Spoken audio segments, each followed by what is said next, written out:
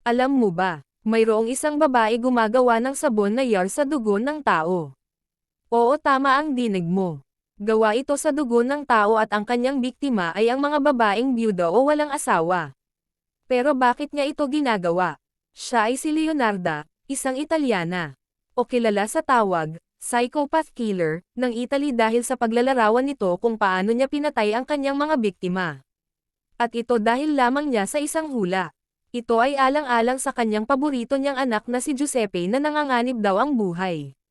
At noong mga panahon na yon ay inatasan sumabak sa gyera, na labis na ikinabahala ni Leonarda na kanyang ina. Binalaan siya ng isang manghuhula kung hindi gagawin ang pagkitol ng buhay ng iba ay masasawi naman ang kanyang anak. Dahil sa matinding paniniwala nito ay ginawa nga niya ang sinabi ng manghuhula. Ang una niyang biktima ay isang babae na matagal nang walang asawa at naghahanap ng makakasama sa buhay. Pinanggakuan niya ito na may ipapakilala siyang lalaki na taga-Pola.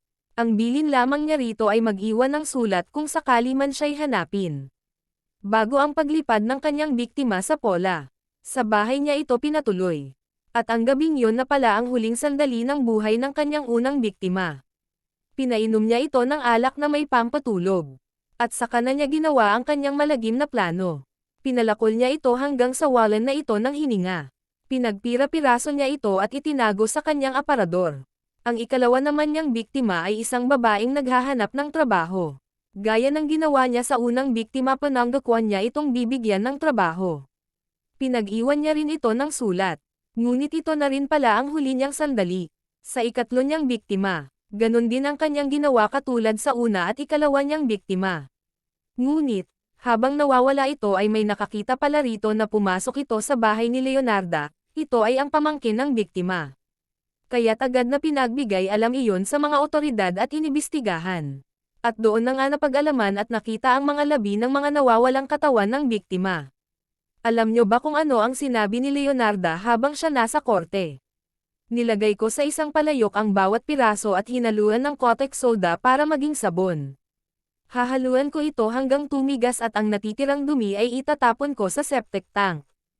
Ang dugo naman nito na nasa planggana ay hahayaan kong mabuo at maluto sa loob ng hurno.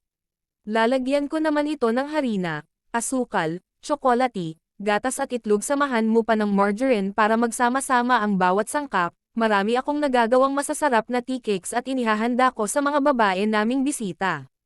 Sa katunayan sabay namin kinakain ng aking anak ang ginawa kong masarap na tea cakes. Yan ang saad niya kung paano niya dinispatsiya ang una at ikalawa niyang biktima.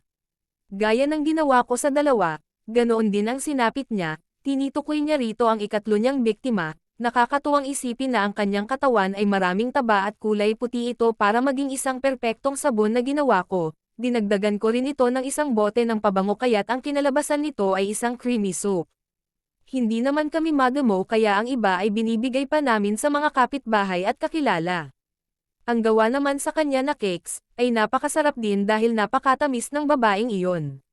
Pagkatapos niyang ay kwento ang pagpatay niya sa kanyang mga biktima. Pinatawan siyang guilty ng korte at nakulong sa loob ng 30 taon. Hinuli rin at kinulong ang kanyang anak dahil kasangkot din umano ito sa pagpatay. Ang mga kasangkapan naman na ginamit sa pagluluto ng sabon at cake ay natagpuan din sa bahay ni Leonarda at nilagay na sa museum ngayon.